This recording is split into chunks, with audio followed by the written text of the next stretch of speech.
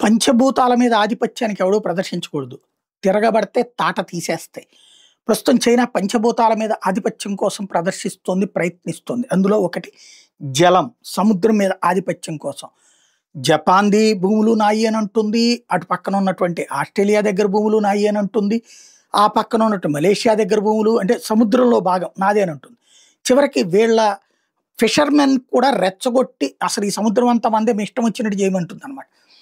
Over action శృతి మించిపోయింది. దీంతో విసిగిపోయినటువంటి దేశాలు ఇప్పుడు చైనా ఫిషింగ్ మిలీషియా బోట్లని పేల్చి పడేస్తున్నారు. దక్షిణ కొరియా భూభాగంలో చట్టవిరుద్ధంగా ప్రవేశించినటువంటి సందర్భంలో దక్షిణ కొరియా కోస్ట్ గార్డ్ వాళ్ళు హెచ్చరించడం, వెళ్ళడానికి నిరాకరించడమే కాదు, కోస్ట్ గార్డ్ నౌకలు ఢీకొట్టడానికే ప్రయత్నించింది చైనా ఫిషింగ్ మిలీషియా. అంటే ఆ చైనా ఫిషింగ్ మిలీషియా అని ఎందుకన్నారంటే ఫిషర్మెన్ బోట్ లాగా కనిపించే వాళ్ళ సైన్యం నడిపేటటువంటి బోట్లు అనమాట. అవి పేరుకి ఫిషర్మెన్ బోట్స్, కానీ అది నడిపేది వాళ్ళ సైన్యమే అనమాట.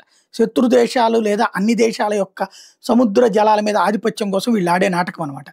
దాన్ని చివరికి చైనా పడవ దక్షిణ కొరియా కోస్ట్ గార్డ్ నౌకలు ఢీకొట్టడానికి ప్రయత్నిస్తే ఆగ్రహించిన దక్షిణ కొరియా కోస్ట్ గార్డ్ చైనా పడవ మీద గ్రెనేడ్లు వేసి ముంచేసింది. మొన్ననే నేను వివరంగా చెప్పాను అది.